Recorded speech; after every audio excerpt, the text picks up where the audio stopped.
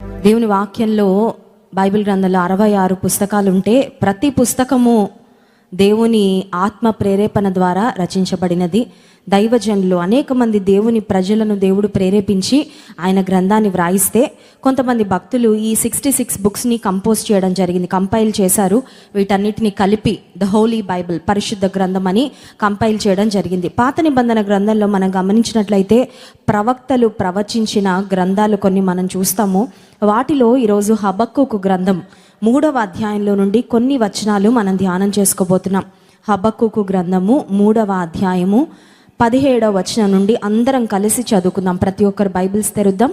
హబక్కూకు గ్రంథము 3వ అధ్యాయము 17వ వచనం నుండి అందరం కలిసి దేవుని వాక్యాన్ని జాగ్రత్తగా గమనిస్తూ చదువుదాం.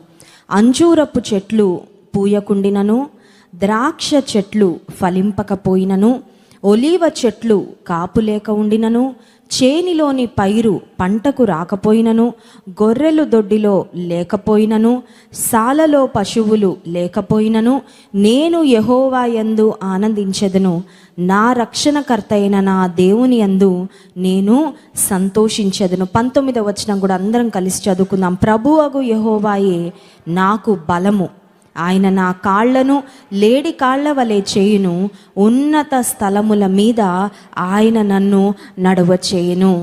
నెగటివ్ థింగ్స్, దురదృష్టకరమైన పరిస్థితులు, నిరుత్సాహకరమైన పరిస్థితులు, కష్టాలు అందరి జీవితాల్లో వస్తూ ఉంటాయి.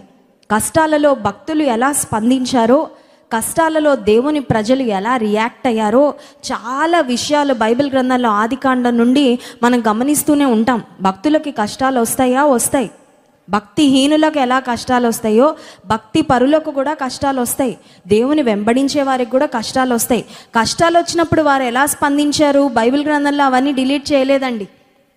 మనమైతే మన జీవిత పుస్తకాన్ని ఏమైనా రాసుకునే అవకాశం ఉంటే, మన జీవిత అనుభవాలు రాసుకునే ఆ అవకాశం ఏదైనా ఉంటే, ద బెస్ట్ థింగ్స్ అన్నీ రాసుకొని వర్స్ట్ థింగ్స్ అన్నీ మనం డిలీట్ చేసేస్తామేమో. చిచ్చి, చేదు జ్ఞాపకాలండి, కష్ట రోజులు, కష్టకాలాలు, వాటి గురించి నేను జ్ఞాపకం చేసుకోవడానికి ఇష్టపడట్లేదు, వాటిని గురించి ఎవరికి చెప్పడం నాకు ఇష్టం లేదు, వాటిని అసలు సమాజం ముందు పెట్టడం నాకు ఇష్టం లేదు.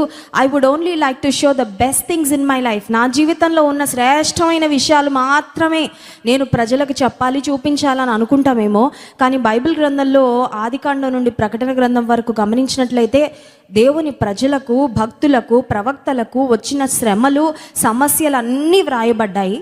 అండ్ మోస్ట్ ఇంపార్టెంట్లీ, శ్రమలు, సమస్యలు వచ్చినప్పుడు వారు ఎలా స్పందించారో కూడా వ్రాయబడింది. ఎందుకంటే వారిలో దైవికంగా సమస్యలకు స్పందించిన ఆ భక్తుల అనుభవాలు మనం చూసినప్పుడు మనం కూడా నేర్చుకోవడానికి, నాకు ఉన్నాయి కష్టాలు, నాకు ఉన్నాయి శ్రమలు, నాకు ఉన్నాయి అవమానాలు, నాకు ఉన్నాయి ఇబ్బందికరమైన పరిస్థితులు, కానీ దేవుని ప్రజలు ఎలా స్పందించారో, దైవజనులు ఎలా స్పందించారో, వాక్యంలో ఉన్న భక్తులు ఎలా స్పందించారో అవి నేర్చుకోవడం ద్వారా నేను ఇన్స్పైర్ అవుతాం. ఎందుకంటే శ్రమలు వచ్చినప్పుడు యూజువల్గా మానవ స్వభావం, హ్యూమన్ టెండెన్సీ ఏంటంటే వెంటనే కృంగిపోతాం, వెంటనే నీరు కారిపోతాం, వెంటనే నిరీక్షణ కోల్పోతాం, వెంటనే చచ్చిపోతే బాగుండు కదా, ఒకే పరిష్కారం, పర్మనెంట్ సొల్యూషన్ అని కొన్నిసార్లు నిరుత్సాహకరమైన ఆలోచనలు మన మనస్సును చుట్టుముడుతూ ఉంటాయి. కానీ భక్తులు అలా స్పందించలేదండి. హబక్కూకు గ్రంథం 3వ అధ్యాయంలో నేను అనుకుంటాను వర్స్ 17, 17వ వచనం మనం చదివిన వాక్య భాగం, he was in the most negative situations in his life. చాలా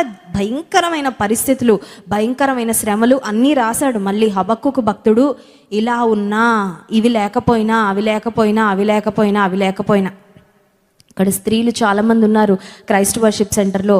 కూరగాయలు లేకపోయినా, చికెన్ మటన్ లేకపోయినా, ఉల్లిపాయలు లేకపోయినా, టమాటాలు లేకపోయినా, ఇంట్లో గ్యాస్ అయిపోయినా, కిచెన్ అంతా ఖాళీ అయిపోయినా అంటే ఎలా ఉంటుందండి? ఎందుకు బ్రతక అనిపిస్తుంది కదా.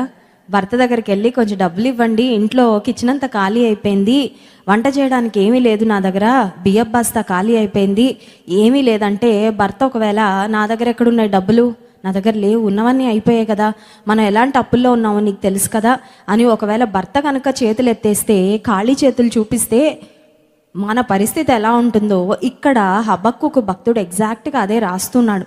అంటే ఆయనున్న కాలంలో, ఆయనున్న స్థితిగతులలో ఆయనకు ఎదుర్కొన్న పరిస్థితులను గూర్చి, నెగటివ్ సిట్యువేషన్స్ను గూర్చి భక్తుడు రాస్తున్నాడు. 17వ వచనంలో సమస్యలను గూర్చిన వివరణ ఉంది. సమస్యలు ఉన్నప్పుడు లేనట్లుగా ప్రవర్తించడం కరెక్ట్ కాదండి. కొంతమంది అంటారు సమస్యలు ఉన్నాయండి, మర్చిపోవడానికి తాగుతున్నాను. అది కాదు సొల్యూషన్. సమస్యలు ఉన్నా లేనట్టు నటించడం, లేనట్టుగా బిహేవ్ చేయడం, లేనట్టుగా ప్రజల ముందు ఒక మాస్క్ ధరించడం, అది కాదు. ఈ మధ్య ఏదో యాడ్ చూస్తున్నాను నేను టీవీలో, వార్తల మధ్యలో జెండు బామ్మ ఏదో యాడ్. అందులో ఒక ఆయన పెళ్లి జరుగుతుంటే ఒక మాస్క్ పెట్టుకున్నాడండి మొహానికి. ఆ మాస్క్ నవ్వుతున్న మాస్క్ అనమాట. తలనొప్పి వస్తున్నా పాపం మొహం అంతా రకరకాలుగా మారిపోతుంది, బాధ వస్తున్నా బంధువులందరి ముందు ఒక శుభ సందర్భంలో, ఒక మంచి ఆనందకరమైన సమయంలో బాధ బయట పెట్టకూడదని ఓ మాస్క్ పట్టుకొని తిరిగేస్తున్నాడు. లాస్ట్కి ఎవరో అన్నారు, మాస్క్ ఎందుకు నాయనా, ఆ తలనొప్పికి ఆ బాధకి పరిష్కారం ఉందని ఏదో మందు ఇచ్చారు. సరే, చాలా బాగా చేశారు యాడ్ చాలా బాగా డిజైన్ చేశారు. చాలాసార్లు మనం కూడా లోపల చాలా బాధలు ఉంటాయి కానీ బయటకి మాత్రం 32 పళ్ళు బయట పెట్టేసి, అబ్బా నా అంత ఆనందంగా ఉన్న వాళ్ళు ఇంకెవ్వరూ లేరు ఈ ప్రపంచంలో, ఐఎమ్ ద హ్యాపీయెస్ట్ పర్సన్, రాజమండ్రిలో ఉన్న అత్యంత సంతోషమైన వ్యక్తి ఎవరంటే నేనే అన్నట్లుగా నటిస్తుంటాం. కానీ దేవుని వాక్యం అలా చెప్పడం లేదండి. సమస్యలు ఉంటే సమస్యలు ఉన్నాయి అని ఒప్పుకో, పర్వాలేదు. అయితే నీ సమస్యల మధ్యలో ఎలా ప్రవర్తించాలో, ఎలా స్పందించాలో నేర్చుకో. సమస్యలు నా మీదకి ఏం వస్తాయో నా కంట్రోల్లో ఉండవు. మన కంట్రోల్లో ఉంటాయండి. మన మీదకి వచ్చే సమస్యలు ఏవో కంట్రోల్ చేయగలిగిన శక్తి మనిషిగా మనకుంటే మనందరం సమస్యలన్నిటినీ ప్రక్కకి తోసేసి, సమస్యలు మన దగ్గరికి రాకుండా మన చుట్టూ ఒక వలయం వేసుకోనో ఒక గోడ కట్టుకొని ఉంటామేమో, కానీ అవకాశం లేదు. సమస్యలు మన మీదకి రాకుండా కంట్రోల్ చేసుకునే శక్తి ఏ ఒక్కరికి లేదు. కానీ సమస్యలు వచ్చినప్పుడు ఎలా స్పందిస్తామో అది మాత్రం మన చేతిలో ఉంది. ఉందా లేదా? We can not control the problems which come into our life, but we can definitely control our attitude in the midst of problems. సమస్యలు మన మీదకి వచ్చినప్పుడు విశ్వాసిగా నేను ఎలా స్పందిస్తానో నా స్పందన నా చేతిలో ఉంటుంది. ఉండదా? నన్ను ఎవరైనా వచ్చి తిట్టచ్చండి, తిట్టడం నేను కంట్రోల్ చేయలేను. వాళ్ళ మూతికి వెళ్ళి ప్లాస్టర్ వేయగలనా, ఫెవికాల్ ఏమైనా అంటించగలనా? కొన్నిసార్లు చూడండి టీచర్స్ జిప్ చేసేసుకోండి మూతిని. మా పిల్లలు స్కూల్లో విన్నట్టున్నారు, జిప్ యువర్ లిప్స్ అంటారు. లిప్స్కి జిప్ వేసుకోవాలంట. ఏదో అంటారు కానీ వేసుకోవడానికి అవుతుందా? లేకపోతే కొన్నిసార్లు టీచర్లు కోపం వచ్చి నీ మూతికి స్టాప్లర్ కొట్టేస్తాను, కొట్టగలుగుతారా? కొడితే సెప్టిక్ అయిపోద్ది. చేస్తే అలాంటి పని జైల్లో వేస్తారు ఆ టీచర్ని. లేకపోతే ఫెవికాల్ వేసి అంటించేస్తామంటే చెప్తారేమో కోపంలో, కానీ చేయలేరు. నన్ను ఎవరో వచ్చి తిడుతున్నారు ఫర్ ఎగ్జాంపుల్, వాళ్ళ తిట్లని వాళ్ళు తిట్టకుండా నేను వాళ్ళని ఆపలేను, కానీ వాళ్ళ తిట్లకి నేను ఎలా స్పందిస్తానో అది నేను నా కంట్రోల్లో ఉంది. అర్థమవుతుందా అండి? ఇక్కడ హబక్కుకు భక్తుడు హబక్కుకు గ్రంథం 3వ అధ్యాయంలో 17వ వచనంలో తన మీదకి వచ్చిన సమస్యలను గురించి వ్రాస్తూ 18వ వచనంలో ఆ సమస్యలలో భక్తుని యొక్క స్పందన ఏంటో కూడా వ్రాస్తున్నాడు. 17వ వచనం ఒకసారి చదువుకుందాం. అంజూరపు చెట్లు పూయకుండినను, ద్రాక్ష చెట్లు ఫలింపకపోయినను. తోటలున్న వాళ్ళకి అనుభవం బాగా తెలుస్తుంది. కాయలు కాసే చెట్లు, పూలు పూసే చెట్లు ఉంటే అసలు మొక్కలను నాటేదే ఒక కాయలు కాసే చెట్లను నాటారంటే కాయలు వస్తాయని కదండి, పండ్లు వస్తాయని, ఫలాలు వస్తాయి.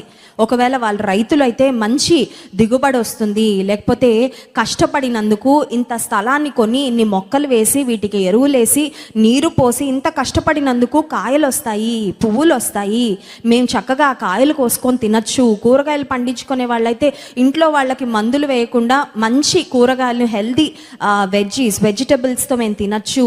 లేకపోతే ఒకవేళ కూరగాయల వ్యాపారం, పండ్ల వ్యాపారం చేసే వాళ్ళైతే ఆ మొక్కలను నాటాక అవి చెట్లు అయ్యాక కాసుకొని ఉంటారు. పూత పూస్తే ఎప్పుడు పూత పూస్తాయో, ఎప్పుడు కాయలు కాస్తాయో, వాటిని తీసుకెళ్ళి బజార్లో ఎప్పుడు అమ్ముతామో, ఎప్పుడు మా కష్టానికి తగిన ఫలితం వస్తుందో అని ఎదురు చూస్తుంటారు. కానీ ఇక్కడ హబక్కుకు భక్తుడు అంటున్నాడు, అంజూరపు చెట్లు పూయకపోయినా, ద్రాక్ష చెట్లు ఫలింపకపోయినా, ఒలీవ చెట్లు కాపులేకపోయినా. అంటే నాకు అర్థమవుతుంది, ఒకవేళ ఒక తోటలో ఒకవైపు అంజూరపు చెట్లు, ఒకవైపు ద్రాక్ష చెట్లు, ఒకవైపు ఒలివ చెట్లు ఉంటే ఒక చెట్టు దగ్గరికి వెళ్ళగానే ఆ చెట్టు కాయలు లేవంటే అనుకుంటాం, దీనికి కాయలు లేకపోతే ఏముందిలే, ఇంకొక పంట ఉందిగా, ఇంకొక పొలం ఉందిగా, మనకు ఇంకొక స్థలం ఉందిగా, ఇంకొక చెట్లు వేసాం కదా, వాటిని ఒకసారి వెళ్ళి చూద్దామని పాపం వెళ్ళి చూస్తే అంజూరపు చెట్లకు పూత లేదు, ద్రాక్ష చెట్లకు కాయలు లేవు, ఒలీవ చెట్లు ఫలించడం లేదు, చేనిలోని పైరు పంటకు రాకపోయినా. అంటే ఒక మాటలో చెప్పాలంటే లైఫ్లో అన్ని డైరెక్షన్స్ నుంచి ఎటువంటి ఆనందం కానీ, ఎటువంటి ఫలితం కానీ, ఎటువంటి ఆనందించే పరిస్థితి కానీ భక్తునికి లేదు. ఒకవేళ ఈ ఉదయకాల సమయంలో మీ జీవితం ఇలా ఉండొచ్చు. తల్లిదండ్రుల వైపు నుండి సపోర్ట్ ఉంటుందంటే అది లేదండి. భర్త అర్థం చేసుకుంటాడంటే అది లేదు. పిల్లలు మాట వింటున్నారంటే అది లేదు. పోనీ నా ఉద్యోగం బాగుందంటే ఉన్న ఉద్యోగం ఊడిపోయింది. పోనీ లోన్ కోసం ప్రయత్నం చేస్తుంటే లోన్ రావడం లేదు. పోనీ ఇల్లు కట్టుకోవాలని చూస్తుంటే ఆ ప్రయత్నం సఫలం అవడం లేదు. జీవితంలో ఎటువైపు చూసినా అన్నీ మాకు విరోధంగానే పనిచేస్తున్నట్లుగా అనిపిస్తుంది. ఎటువైపు చూసినా మనుషులు మమ్మల్ని అర్థం చేసుకోవడం లేదు, పరిస్థితులు మారడం లేదు. పోన్లే మిగతావన్నీ బాగాలేకపోయినా ఏదైనా ఒకటైనా బాగుందని చూసి ఆనందిద్దాం అనుకుంటే ఆనందించడానికి ఒక్క కారణం కూడా కనిపించడం లేదు. I don't have a single reason to be happy.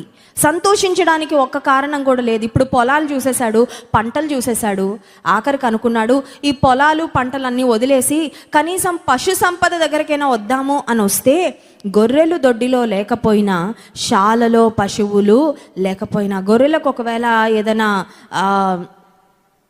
ఏదైనా వ్యాధి వచ్చి ఉన్న గొర్రెలన్నీ చనిపోయాయి అనుకోండి, ఆ వ్యక్తికి ఎంత బాధ ఉంటుందండి. గొర్రెలు దొడ్డిలో లేవు. పోనీ అంతకుముందు పశు సంపద చాలా బాగుండేది, అవైనా ఉన్నాయనుకుంటే శాలలో కూడా పశువులు లేవు. అంటే ఒక మాటలో చెప్పాలంటే ఇంట్లో అంతా ఖాళీగా ఉంది, ఇంట్లో సమృద్ధి లేదు. ఇంట్లో సమృద్ధి లేకపోతే ఎంతమంది సంతోషంగా ఉండగలరు? కొంతమందికి దేవుడు 99 విషయాలు ఇచ్చి ఒక్కటి లేకపోతే ఆ 99 విషయాల గురించి ఆలోచించడం, వాటితో ఎలా పనులు చేసుకోవాలో ఆలోచించడం మానేసి లేని ఒక్కదాని కోసం ఏడవడం మనకు బాగా తెలుసు, అవునా కాదా? 99 విషయాలు ఉంటాయి. ఫ్రిడ్జ్ నిండా ఒకవేళ 6 రకాల కూరగాయలు ఉంటే లేని 7వ రకం కూరగాయ కోసం భర్తని పోరు పెడతాడు. వెళ్ళండి తేండి, ఇట్లా అసలు ఇల్లంతా ఖాళీగా ఉంది, అవునా కాదా? కొన్నిసార్లు యవనస్తులు ఉంటారు, బీరువా నిండా బట్టలు ఉంటాయి, నాకు బట్టలు లేవు అంటుంటారు. అంటే ఏ బట్టలు లేవంటే అసలు బట్టలు లేవని కాదు, కొత్త బట్టలు లేవన్నమాట. వాళ్ళు అనుకున్న లేటెస్ట్ ఫ్యాషన్, చిరిగిపోయిన జీన్స్ లేదనమాట. లేకపోతే ఏ సినిమా యాక్టరో వేసుకున్న ఏదో రకమైన లేటెస్ట్ ఫ్యాషన్ చీర, లేటెస్ట్ డిజైన్ చీర ఈవిడ దగ్గర లేదనమాట. అందుకని ఏడుపు. కానీ ఇక్కడ హబక్కుకు భక్తుడు అలాంటి పరిస్థితుల్లో లేడండి. అటు పొలంలో పంటలు లేవు, ఇటు పశు సంపద కూడా లేదు. అవి ఉద్యోగం చేసే దినాలు కాదు. ఒకవేళ ఈ రోజుల్లో అంటే చేతిలో ఉద్యోగం లేదు, పిల్లవాడు పరీక్షలో ఫెయిల్ అయిపోయాడు, భార్య చూస్తే ఆరోగ్యము బాలేదు, ఒక సొంత ఇల్లు లేదు, వ్యాపారం అభివృద్ధి చెందడం లేదు, ఇవన్నీ రాసుండేవారేమో ఒకవేళ. కానీ ఇలాంటి క్లిష్ట పరిస్థితుల్లో కష్టానికి తగిన ఫలితం రానప్పుడు, విత్తనాలు అయితే విత్తుతున్నాను, పొలంలో విత్తనాలు విత్తాను, పంట అయితే చేతికి రావడం లేదు, ఏదో వర్షం వచ్చింది, అకాల వర్షం వచ్చింది, పంటంతా నష్టపోయాను. గొర్రెలు అంతకుముందు బాగానే ఉండేవి, సడన్గా తెగులు వచ్చింది, ఉన్న గొర్రెలన్నీ చనిపోయాయి. పోనీ అంజూరపు చెట్లైనా పూత పూస్తే అంజూరపు పండ్లైనా తిని బ్రతుకుదాం అనుకుంటే అంజూరపు చెట్లకు పూత కూడా లేదు, ఇక కాయల సంగతి మర్చిపోదాం. అంటే ఒక మాటలో చెప్పాలంటే సమృద్ధి లేని పరిస్థితి. ఇల్లంతా ఖాళీగా ఉంది. ఇల్లు ఖాళీగా ఉంటే ఆశీర్వాదాలు లేకపోతే మనసు కూడా ఖాళీగా ఉంటుంది, అవునా కదా? మనసు ఆనందంగా ఉండదండి. ఏదో లోటు, ఏదో కొరత, ఏదో బాధ, ఏదో తెలియని శూన్యం. ఏమవుతుంది నా జీవితం? ఎక్కడికి వెళ్తుంది నా జీవితం? ఇలాంటి పరిస్థితుల్లో ఒకవేళ నేటి తరం వాళ్ళు ఉంటే ఏం మాట్లాడతారంటే, గొర్రెల దొడ్డిలో లేవు, శాలలో పశువులు లేవు, అంజూరపు చెట్లు పూత పోయడం లేదు, ద్రాక్ష చెట్లు ఫలించడం లేదు, చేనిలో పైరు పంటకు రావడం లేదు, కాబట్టి నేను వెళ్ళి పురుగుల మందు తాగి చనిపోదాం అనుకుంటున్నానని రాస్తారేమో. లేకపోతే మరొకరు అందుకని నేను మానసికంగా కృంగిపోయి డిప్రెషన్లోకి వెళ్ళిపోయి ఒక సైకియాట్రిస్ట్ దగ్గరికి వెళ్ళి, ఒక మానసిక నిపుణుల దగ్గరికి వెళ్ళి పలానా ట్రీట్మెంట్ తీసుకుంటున్నాను అని రాస్తారేమో. ఈ జీవితం వ్యర్థం అనిపిస్తుంది, ఈ జీవితం శూన్యం అనిపిస్తుంది, ఇలాంటి బ్రతకాల్సిన అవసరం లేదేమో అనిపిస్తుందని ఒకవేళ వేరే వాళ్ళు రాస్తారేమో. కానీ దేవునిలో ఉన్న, దేవునితో ఒక సన్నిహితమైన సంబంధాన్ని కలిగి దేవుని ప్రవక్తగా, ఒక ప్రాఫెట్ ఆఫ్ గాడ్గా ఉన్న హబక్కుకు దేవునితో దగ్గరగా బ్రతికే వ్యక్తి చుట్టూ శూన్యమే, ఇల్లంతా ఖాళీగా ఉంది, మనసు కూడా ఒక రకంగా ఖాళీగానే ఉంది. కానీ నేనైతే ఒక తీర్మానం తీసుకున్నాను ఈ పరిస్థితుల్లో. I have decided to be something. నేను ఒక విధంగా ప్రవర్తించాలనుకుంటున్నాను ఈ కష్టాల్లో. అది ఏంటంటే 18వ వచనం, నేను యెహోవా యందు ఆనందించెదను, నా రక్షణకర్త అయిన నా దేవుని యందు నేను సంతోషించెదను. ఇందాక నేను చెప్పాను, సమస్యలు ఎలాంటివి మన మీదకి వస్తాయో మన కంట్రోల్లో ఉండవు. కానీ సమస్యలలో ఎలా స్పందిస్తామో, ఎలా ప్రవర్తిస్తామో, సమస్యలను ఎలా చూస్తామో, సమస్యల పట్ల మన వైఖరి ఎలా ఉంటుందో అది ఖచ్చితంగా మన చేతిలోనే ఉంటుంది. ఉంటుందా ఉండదా? భర్త తిట్టచ్చు, తిట్టిన ఆ మాటల్ని బట్టి నువ్వు మనసు పాడు చేసుకొని రోజంతా వేస్ట్ చేసుకుంటావా? అవన్నీ ప్రక్కకి తోసేసి దేవునిలో ఆనందిస్తూ ప్రార్థనలో గడుపుతూ నీ కుటుంబాన్ని కట్టుకుంటూ ఆశీర్వాద పదంలో నీ జీవితాన్ని నడిపించుకుంటావు. నీ చేతిలో ఉంది. కొంతమంది నాకు ఫోన్ చేస్తూ ఉంటారు, అక్క మా ఇంటి ప్రక్కన వారు మొన్నటిదాకా బాగానే ఉన్నారు, మేము మందిరానికి వస్తున్నామని తెలుసుకున్నారు, అప్పటి నుంచి బండబూతులు మాట్లాడుతున్నారు, వాళ్ళకి మేలే చేసాము, వాళ్ళకి సహాయమే చేసాం, అన్ని విధాలుగా వాళ్ళకి ఉపయోగకరంగానే ఉన్నామక్క, వాళ్ళకి ఎప్పుడు ఏ కష్టం కల్పించలేదు, కానీ దేవుని మందిరానికి వస్తున్నాము అని తెలిసిన దగ్గర నుంచి మా ఇంట్లో నుండి దేవుని వాక్యం కొంచెం ఆ కిటికీలు గుండా బయటకు వెళ్తుంటే మా పక్కన అపార్ట్మెంట్లో ఉన్నవారు మమ్మల్ని భయంకరంగా మాట్లాడుతున్నారు. వాళ్ళు ఎలా మాట్లాడుతున్నారో అది మనం కంట్రోల్ చేయలేమండి, అది వాళ్ళ విజ్ఞతకు వదిలేద్దాం. దేవుణ్ణి ద్వేషిస్తూ ఆ ద్వేషాన్ని మనుషుల మీద కూడా చూపిస్తున్నారంటే అది వాళ్ళ బుద్ధి, వాళ్ళ నీచ స్వభావం. అది దాని గురించి మనం పట్టించుకోవాల్సిన అవసరం లేదు. క్రైస్తవునిగా ఉన్నందుకు నీవు శ్రమ పడవలసి వస్తుందని యేసుప్రభు ముందే చెప్పారు వాక్యంలో. పర్వాలేదు, దేవుని కొరకు కొంత నిందను, కొంత అవమానాన్ని, కొన్ని తిట్లను అనుభవించే అవకాశం ఇచ్చావు ప్రభా, నీకు స్తోత్రం అని దేవుని స్తుతించు. హల్లెలూయా. దేవునిలో ఉన్నందుకు ఎప్పుడైనా శ్రమలు వస్తే నేనైతే దేవుని స్తుతిస్తాను. ఎందుకంటే నీలో ఉన్నందుకు ఆశీర్వాదాలు అనుభవించి చక్కగా సంతోషంగా సుభిక్షంగా ఉండడమే కాదయ్యా, నీ కోసం కొన్ని తిట్లు భరించే అవకాశం నాకు ఇచ్చావయ్యా, నిన్ను బట్టి తిట్లు భరించే అవకాశం ఇచ్చావు, నీకు స్తోత్రం అని దేవుని స్తుతిస్తాను. హల్లెలూయా. మన తప్పులు చేసేసి దానికి తిట్లు భరించి అమ్మో క్రైస్తవుడిని కాబట్టి తిట్లు భరిస్తున్నాను అనుకుంటే అది కరెక్ట్ కాదండి. తప్పులు చేసి, పొరపాట్లు చేసి, మిస్టేక్స్ చేసేసి దానికి తగిన శిక్ష అనుభవిస్తూ దేవుని బిడ్డగా శిక్ష అనుభవిస్తున్నానంటే అది కరెక్ట్ కాదు. కానీ దేవుని కొరకు బ్రతికినందుకు ఏదైనా శిక్ష పొందామంటే అది మహా గొప్ప భాగ్యము. హల్లెలూయా. ఇంటి ప్రక్కన వారు అలా మాట్లాడుతున్నారు, ఇలా మాట్లాడుతున్నారంటే వాళ్ళ విఘ్నతకు వదిలేద్దాము. ఆ మాటలు క్రీస్తు నిమిత్తం నువ్వు భరిస్తున్నావంటే ఆ పరిస్థితుల్లో నువ్వు బాధపడకూడదు, కానీ ఆనందించాలి, ప్రభువుని స్తుతించాలి. నువ్వు నా కొరకు ఎన్నో అవమానాలు పొందావయ్యా, నేను పొందాల్సిన శిక్ష నువ్వు పొందావు, నేను పొందవలసిన శ్రమ నువ్వు పొందావు, నీ పేరు పెట్టుకున్నందుకు కొన్ని తిట్లు నేను భరిస్తున్నానంటే ఏమీ పర్వాలేదయ్యా. శ్రమలు వచ్చినప్పుడు యేసయ్య మన కొరకు పడిన శ్రమను ఒక్కసారి జ్ఞాపకం చేసుకుంటే ఈ లోకంలో మనం పొందుతున్న ఏ శ్రమ కూడా దేవుని శ్రమ ముందు ఎన్నదగినది కాదు. హల్లెలూయా. నేను డెలివరీకి వెళ్ళక ముందు ఒక సహోదరి అంటే డెలివరీ అయిన వాళ్ళతో నేను మాట్లాడుతూ ఉండేదాన్ని. ఎందుకంటే మన జీవితంలో ఏదైనా ఒక అనుభవం గుండా వెళ్ళేటప్పుడు అదే అనుభవం గుండా వెళ్ళిన వేరే వాళ్ళతో మాట్లాడితే చాలా లెసన్స్ మనం నేర్చుకోవచ్చు, చాలా జ్ఞానం వస్తుంది. నేను డెలివరీకి వెళ్ళకముందు, అంతకుముందే డెలివరీ అయిన ఒక నాకంటే వయసులో పెద్ద సహోదరితో నేను మాట్లాడుతున్నాను. ఆమె చెప్తా ఉంది, నేను డెలివరీ సమయంలో ఆ నొప్పులు భరిస్తూ ఉన్నప్పుడు యేసు ప్రభు నా కొరకు శిలువ మీద పడిన ఆ శ్రమను జ్ఞాపకం చేసుకున్నానమ్మా, నాకు అసలు ఈ బాధ పెద్ద బాధగా అనిపించలేదు అని. నాకు కూడా ఆ మాట చాలా ఉపయోగపడిందండి.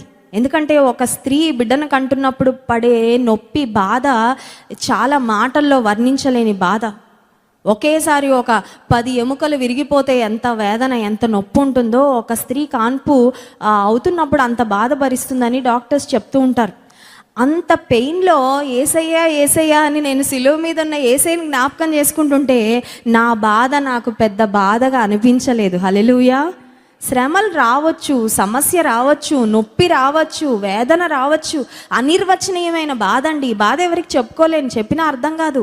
నేను ఎంత నలిగిపోతున్నాను ఎవరికి తెలీదు, ఎవరికి తెలియకపోవచ్చు, కానీ ప్రభువుకు తెలుసు. నువ్వు శ్రమలో ఎలా ప్రవర్తిస్తున్నావో అది నీ విశ్వాసం యొక్క పరిమాణం ఏంటో బయట పెడుతుంది. హల్లెలూయా.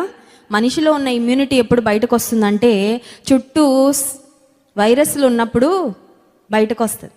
చాలా తక్కువ ఇమ్యూనిటీ ఉందమ్మా, అందుకే ఊరికే వచ్చేస్తున్నాయి వ్యాధులు, రోగాలు. విశ్వాసం ఎంత ఉందో ఎప్పుడు బయటకు వస్తుందంటే విశ్వాసికి సమస్యలు వచ్చినప్పుడు బయటకు వస్తుంది. ఇక్కడ హబక్కుకు భక్తుడు మామూలు విశ్వాసంలో లేడండి, గట్టి విశ్వాసాన్ని కలిగి ఉన్నాడు. He had a very tough faith. సమస్యలు వచ్చినా చెదిరిపోని విశ్వాసం,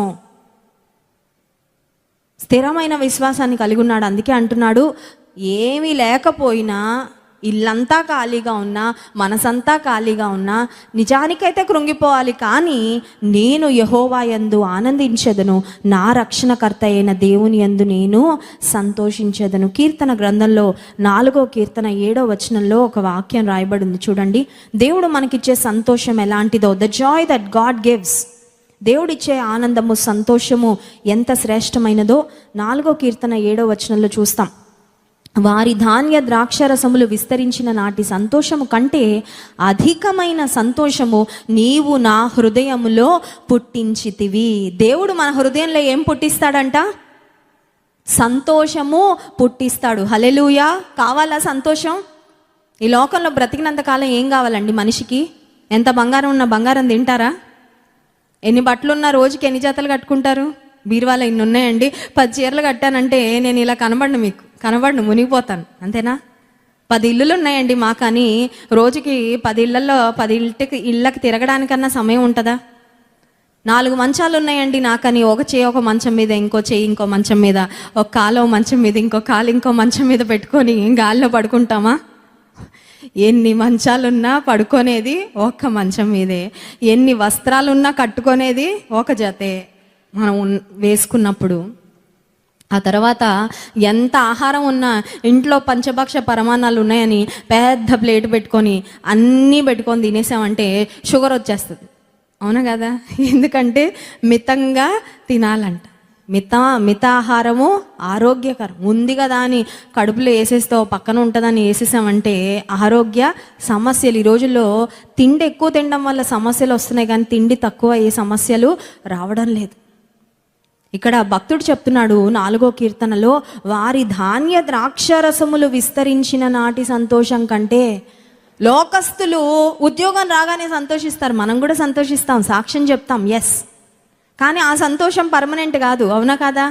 ఉద్యోగం రాగానే సంతోషిస్తాం, ఆ ఉద్యోగంలో కష్టాలు మొదలుగానే మళ్ళీ బాధ వస్తుంది. అమ్మో చాలా పని ఇచ్చేస్తున్నారండి, అమ్మో మా బాసు క్రూరుడండి, పక్కవారు సరిగ్గా మాట్లాడడం లేదండి. ఈ లోకంలో ఏ ఆశీర్వాదం వచ్చినా ఆశీర్వాదం వలన ఉండే సంతోషం తాత్కాలికమే. అవునా కదా?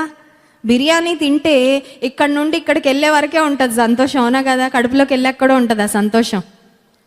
ఇక్కడ నుండి ఇక్కడికి వెళ్ళేదాకా ఉంటుంది, గొంతులో అక్కడ దిగే వరకే. ఈ నాలుక ఆ టేస్ట్ని ఎంజాయ్ చేసినంతసేపు ఉంటుంది సంతోషం, ఆ తర్వాత పోద్ది. అవునా కదా? ఏదైనా బ్యూటిఫుల్ ప్లేస్ చూడడానికి వెళ్ళాం, ప్రకృతి అందాలను, రమ్యమైన ప్రదేశాలను చూడడానికి వెళ్ళాం, చూసినంతసేపే, ఫోటోలు తీసుకున్నంతసేపే, మళ్ళీ ఇంటికి వచ్చాక ఉంటుందండి అదే. అక్కడ పొందుతాం అనుభూతి, ఆనందం, కానీ తర్వాత ఉండదు. కానీ యేసయ్య ఇచ్చే సంతోషం అలాంటిది కాదు. హల్లెలూయా. ఈ లోకం ఇచ్చే సంతోషం వచ్చి వెళ్ళిపోయే సంతోషం. ఏదన్నా ఒక మంచి పరిస్థితి జరగగానే సంతోషిస్తాం, ఆ తర్వాత మళ్ళీ సంతోషం ఆవిరైపోద్ది, ఎగిరిపోద్ది. కానీ వారి ధాన్య ద్రాక్షరసములు విస్తరించిన నాటి సంతోషము కంటే అధికమైన సంతోషము నీవు నా హృదయంలో పుట్టించితివి. యేసయ్య ఇచ్చే సంతోషం వస్తువులతో కొలవలేని సంతోషము. హల్లెలూయా. వస్తువులతో కంపేర్ చేయలేని సంతోషము. It is not materialistic Joy. ఈ లోక సంబంధంగా ఏదో చూసి సంతోషించే సంతోషం లాంటిది కాదండి దేవుడిచ్చే సంతోషం. ఏమున్నా లేకపోయినా, నా ఆశ భంగమైనా, even though my hope is deferred. సామెతల గ్రంథంలో ఒక మాట గమనిస్తాను చూడండి. సామెతల గ్రంథం 13వ అధ్యాయం 12వ వచనంలో, మనం నిరీక్షించినది జరగనప్పుడు మన పరిస్థితి ఎలా ఉంటుందో అక్కడ సొలొమోను రాజు చాలా చక్కగా వ్రాసాడు. సామెతల గ్రంథం 13వ అధ్యాయం 12వ వచనం, కోరిక సఫలము కాకుండుట చేత హృదయము నొచ్చును, సిద్ధించిన మనోవాంఛ జీవవృక్షము. దిస్ ఇస్ ట్రూ కదండి.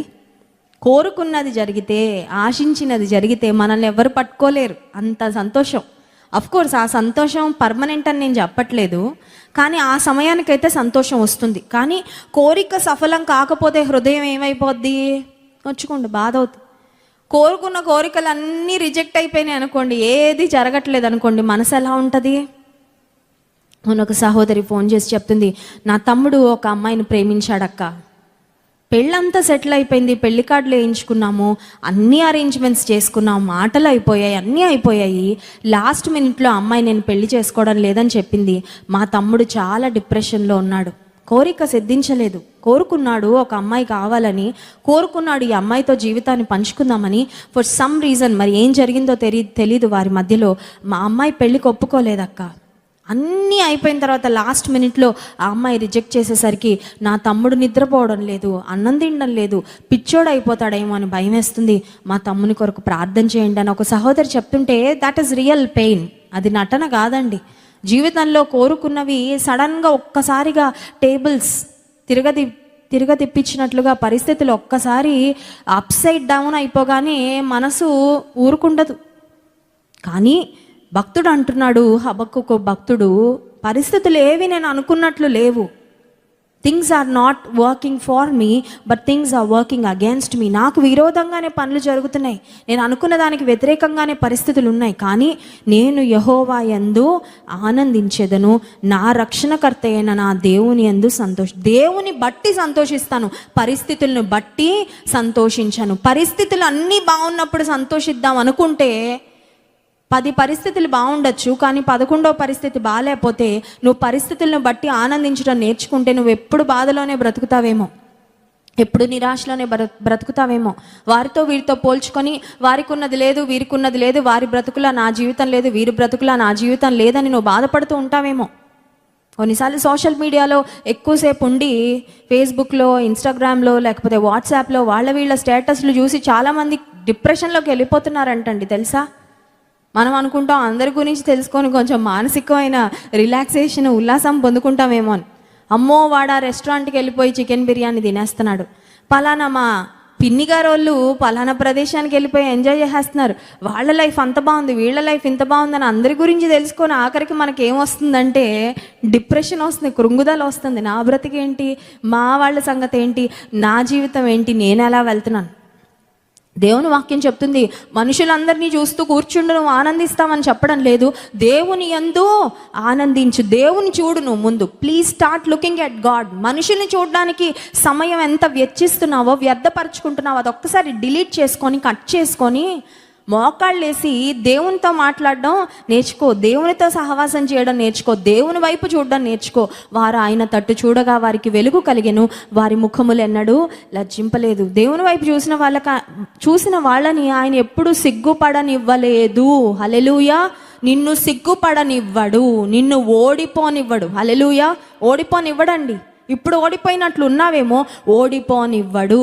ఎందుకంటే దేవుడు నీ పక్షంగా ఉండేవాడు. ఆఖరిగా ఒక్క వచనం మనం ధ్యానం చేసుకొని ముగించుకుందాం. 19వ వచనం, ప్రభువగు యెహోవాయే నాకు బలము, ఆయన నా కాళ్లను లేడి కాళ్ల వలె చేయును, ఉన్నత స్థలముల మీద ఆయన నన్ను నడువ చేయును.